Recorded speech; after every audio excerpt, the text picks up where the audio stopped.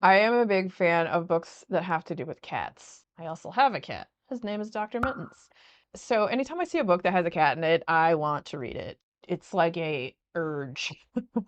Have cat urges? That sounds awkward and weird. Anyway, moving on. Today we're going to talk about the book We'll Prescribe You a Cat by Syou Ishida. And this book, I think this is one of my favorite books that have cats in it that I've read so far in my journey of reading books with cats in them. And it's just super cute and sweet and sad, and there's so much going on in it. And it really portrays the little mannerisms and personas and like all the stuff that cats do that is kind of ridiculous. But if you're a cat owner or if you like cats or watch cat videos, you'll see them do these things. And it's described so well in the pages. It's super cute. So you have 5 like different stories, and it's about this place that prescribes cats. It seems to help people who have psychiatric problems, and it's this clinic of the soul that's down this weird little dark alleyway that sometimes it's there and sometimes it's not. It's there for the people who really seem to need it, and they'll be able to find it. And it's always like discovered, like people find it by hearing about it from a friend of a friend, like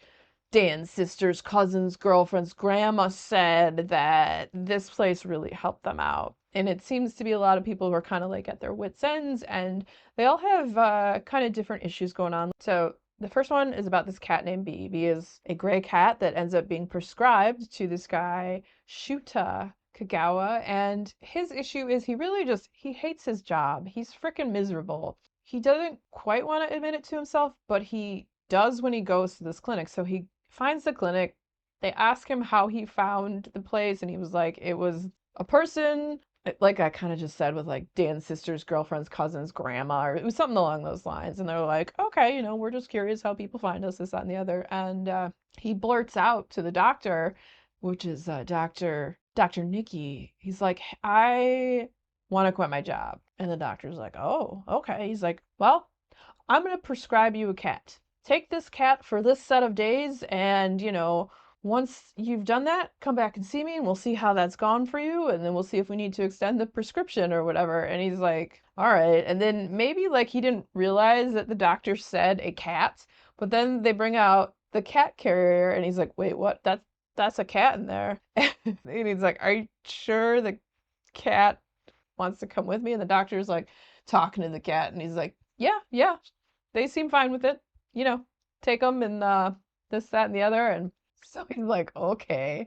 So Shuta takes the cat home, and he finds a lot of like calmness, and he ends up getting fired from his job, and then he gets really mad and blames the cat. And while it wasn't really the cat's fault, he takes the cat back to the doctor. And this is just the first story. So I'm just gonna give you like the first story. I don't want to go like too into it, just kind of so you get like a feel for what it's about. So he takes it back to the doctor, and he's like, yeah, I don't want this cat. He got me fired from my job. And the doctor's like, well, you told me you wanted to quit your job. So is this really a bad thing? And he's like, well, uh, and he doesn't really know what to say. And he's like, maybe just keep the cat for a little longer and see how this plays out. So what happens? He leaves there, and he goes and he like gets some food, and like the cat carrying case accidentally opens, and the cat gets out, and the cat goes and he gets up on this like kind of expensive car and starts scratching the crap out of the car. And so he goes out there and he's like, oh God, I'm so sorry. And this guy is like, you're gonna have to pay me back for this. And he's like, I just lost my job. I don't know what to do. This, that, and the other. He's like, well, you know what? I own a construction company. Come work for me and you'll work off your debt. And he's like, well, what the F? Everything sucks. Oh, he's like, okay, if this is how I can help pay this off, fine. And so he goes and he starts working there. And then he actually starts to find that he enjoys it. And the guy who owns the company, like, turns out to be a pretty good guy. They actually really like his cat. And the owner is like, buys the cat a collar and like a nice little bed. And it kind of really like turns his life around. And he probably would have never made any of these changes without this cat being here effing stuff up and like kind of pushing him to do stuff that maybe he wouldn't have wanted to do.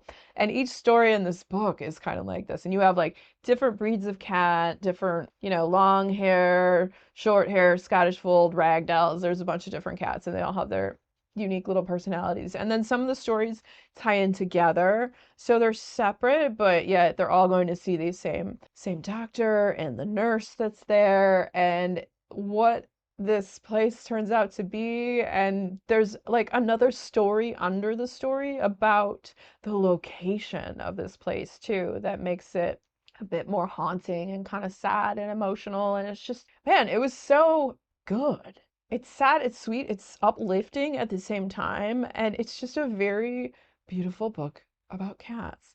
So that was the first one. Then some of them, like some of the cats, these people end up keeping, other ones they don't.